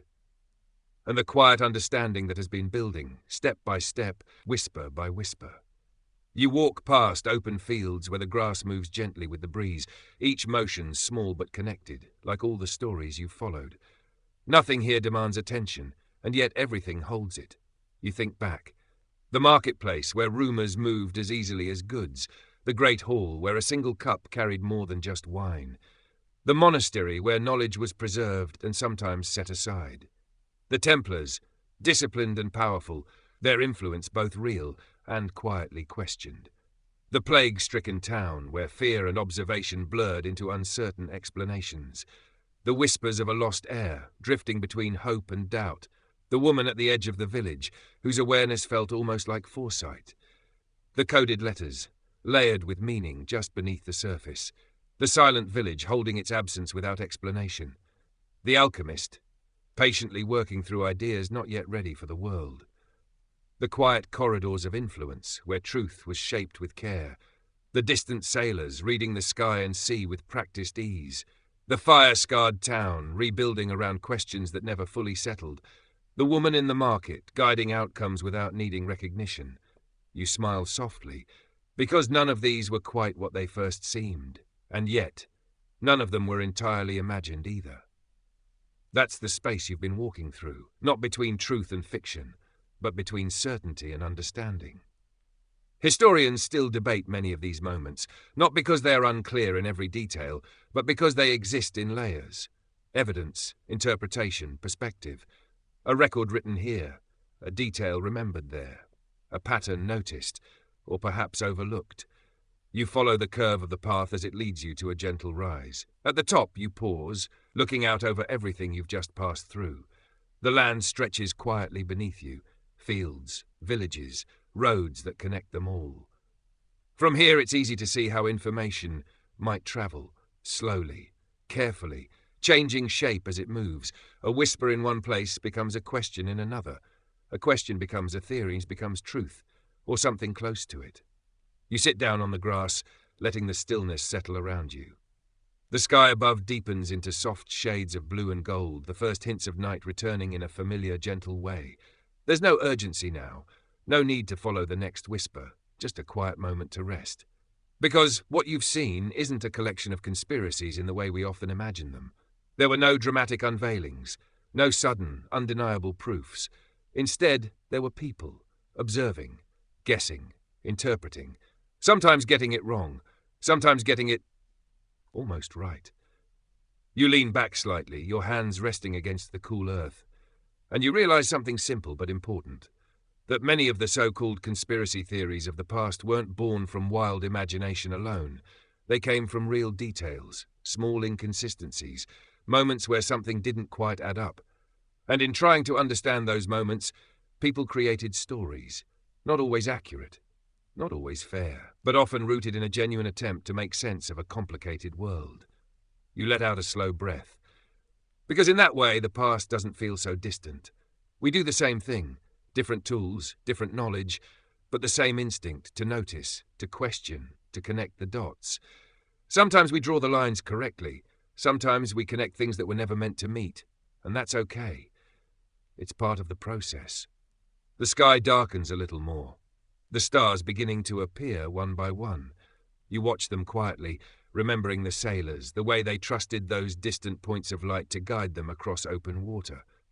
Not perfectly, but well enough.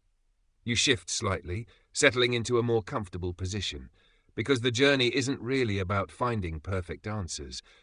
It's about understanding how people search for them, how they navigate uncertainty, how they live with the spaces between what is known and what is still unfolding.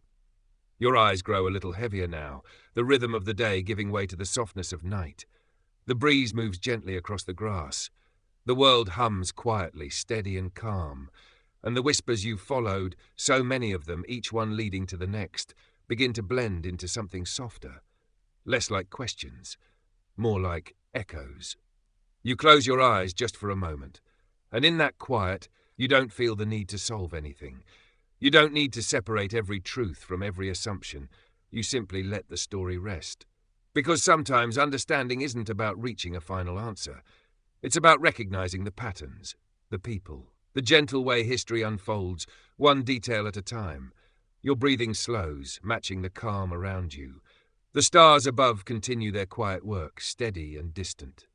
And the path you've followed fades gently into the background, not disappearing, just becoming part of something larger, something quieter, something that doesn't need to be explained all at once.